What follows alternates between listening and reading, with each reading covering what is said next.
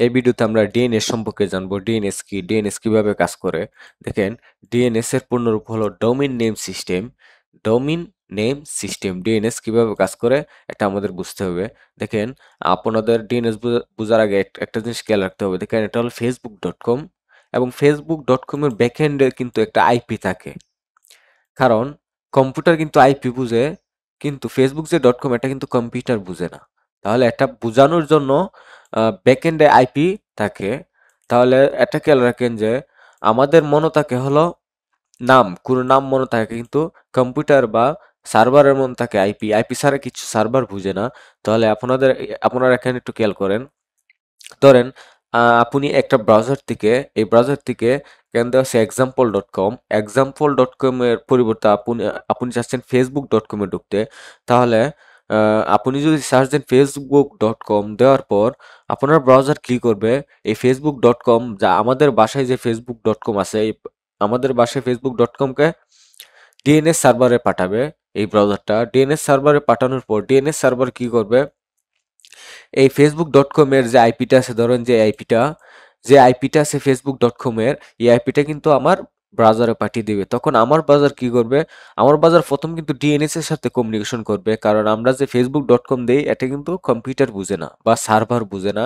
তাহলে আমার ব্রাউজারটা সার্চ দেওয়ার পর ডিএনএস এর সাথে কমিউনিকেশন করে আমি এই যে facebook.com-টা দিয়েছি, facebook.com এর ব্যাকএন্ডে যে আইপিটা আছে এটা ডিএনএস সার্ভার থেকে কানেকশন করবে হলো আমার ব্রাউজারটা। তখন আমার ব্রাউজারটা আবার কিন্তু ডিএনএস থেকে আইপিটা কানেকশন করার পর তখন ব্রাউজার আবার কি করবে, এই আইপি দিয়ে মেইন সার্ভারে সার্চ দিবে বা মেইন সার্ভারে গেট মেথডের মাধ্যমে সার্চ দিবে।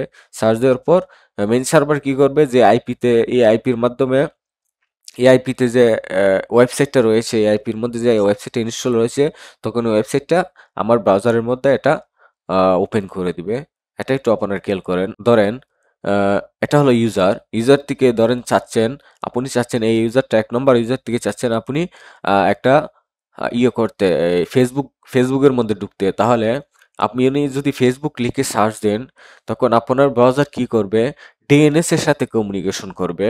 1 2 নম্বর থেকে ডিএনএস এর সাথে কমিউনিকেশন করছে। তখন ডিএনএস কি করবে, দেখেন, এগুলাতে কিন্তু থাকে নাম, ওই যে মানুষের বাসার নাম facebook.com বা youtube.com, এগুলোর মধ্যে ইংলিশ নাম থাকে। মেইন আইপি গুলো থাকে হলো, দেখেন, এজন রাউট বা 53 নাম্বার সার্ভারের মধ্যে থাকে হলো আইপি গুলা। তাহলে আমার ইউজার বা আমি ধরেন facebook.com লিখে সার্চ দিয়েছি, আমার ডিএনএস কি করবে, ডিএনএস যে সার্ভারটা আছে এটা কিন্তু 3 নম্বরে, দেখেন, এটা কিন্তু ডিএনএস রুট থেকে একটা পারমিশন নেবে যে এটা ঠিক আছে কিনা facebook.com। তখন ডিএনএস সার্ভার রুট কি করবে, এটা বলে দিবে যে এটা ঠিক আছে, এই নামটা ঠিক আছে। তখন আবার ডিএনএস কি করবে, আবার পাঠাবে হলে নেম সার্ভারে।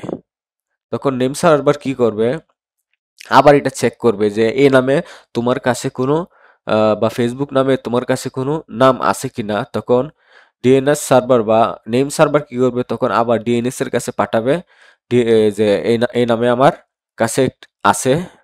তাহলে এই নামে বা ফেসবুক নামে আমার কাছে কিছু আছে। তাহলে এই নেম সার্ভার কি করবে, তখন আবার ডিএনএস এর কাছে পাঠাবে। তখন ডিএনএস আবার কি করবে, যে facebook.com-টা পাঠাবে। ডিএনএস সার্ভার কি করবে, আবার কিন্তু facebook.com-টাকে ডাইরেক্ট ওই আইপির সার্ভারে পাঠাবে। তখন এই facebook.com-টা যখন আইপির সার্ভারে যাবে, যাওয়ার পর এটা কিন্তু facebook.com-টাকে এআইপিতে, ধরেন আমি কিন্তু এটা উদাহরণস্বরূপ ধরেছি, এআইপিটা কিন্তু এটার থেকে, এই এই সার্ভার থেকে তখন ডিএনএস এর কাছে আসবে। তখন ডিএনএস কি করবে, এই আইপিটা আমার ব্রাউজারের কাছে দিবে। তখন আমার ব্রাউজার কি করবে, আবার এই আইপি দিয়ে মেইন সার্ভারে যে ওয়েব সার্ভার আছে, এই সার্ভারের মধ্যে একটা সার্চ দিবে। সার্চ দেওয়ার পর এই সার্ভারের মধ্যে এই আইপির মাধ্যমে যে facebook.com-টা ছিল, তখন এই facebook.com-টা ডাইরেক্ট আমার ইন্টারফেসে শো করবে।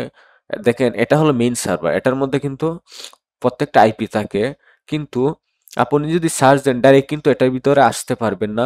প্রত্যেকটা কমিউনিকেশন বা চেক করে এটার ভিতরে আসতে হবে। দেখেন, প্রথমে যে আমি ইউজারটা যে সার্চ দিয়েছি, ডিএনএস কি করছে, একটা চেক করেছে, রুট থেকে একটা পারমিশন নিয়েছে। দেখেন, এটা হলো রুট সার্ভার। রুট থেকে পারমিশন নিয়েছে যে এটা আমি সার্চ দিতে চাচ্ছি। তখন রুট কি করে পারমিশন দেয়, পারমিশন দেওয়ার পর আবার ডিএনএস কি করে নেম সার্ভারের মধ্যে পাঠায় যে ফেসবুক নামে কোনো নাম আছে কিনা ডিএনএস এর মধ্যে এটা চেক করো। তখন নেম সার্ভার কি করে, যদি ফেসবুক নামে কোনো নাম থাকে, তারপর থাকার পর এটা বলবে যে আমার কাছে আছে নামটা, তখন ডিএনএস আবার কি করবে, এই নাম দিয়া আবার মেইন সার্ভারে যে মেইন সার্ভার যে ডিএনএস এর যে মেইন সার্ভার যেটার মধ্যে আইপি থাকে, এই আইপি নাম্বার আইপি সার্ভারের মধ্যে পাঠাবে। তখন আইপি সার্ভার কি করবে, ফেসবুকের যে ডিফল্ট আইপিটা আছে এই আইপিটা ডিএনএস এর কাছে দিবে। তখন ডিএনএস কি করবে, আমি যে ব্রাউজার থেকে সার্চ দিয়েছি ফেসবুক লিখে, তখন এই ব্রাউজারের মধ্যে আইপিটা দিবে। আইপি তখন আমার ব্রাউজার কি করবে, কুকির মাধ্যমে আবার এই আইপিটার মাধ্যমে সার্ভারের মধ্যে সার্চ দিবে। তখন সার্ভার কি করবে, এই আইপির ডিফল্টে যে কিছু সেভড করা আছে এই জিনিসটা আমার ইন্টারফেসে শো করাবে। কারণ এখানে দেখেন সার্ভার কিন্তু, যে ওয়েব সার্ভার কিন্তু এটা facebook.com নামে কিচ্ছু চেনে না, এটার ভিতরে সবকিছু কিন্তু আইপি আকারে ইনস্টল আছে।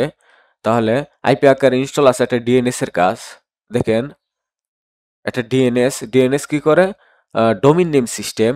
কারণ প্রত্যেকটা সার্ভারের ভিতরে হলো আইপি আকারে ইনস্টল থাকে। ধরেন আপনি একটা ওয়েবসাইট খুলছেন যে কোনো একটা নামে, তাহলে এই নামটা আপনার বুঝার জন্য হলো আপনার বুঝার জন্য নামটা দিই। তখন এই নামটা ব্যাকএন্ডে কিন্তু যে আইপিটা আছে আইপিটা ডিএনএস সার্ভারের কাছে থাকে। ব্যাকএন্ডের মধ্যে আইপিটা ডিএনএস সার্ভারের কাছে থাকে।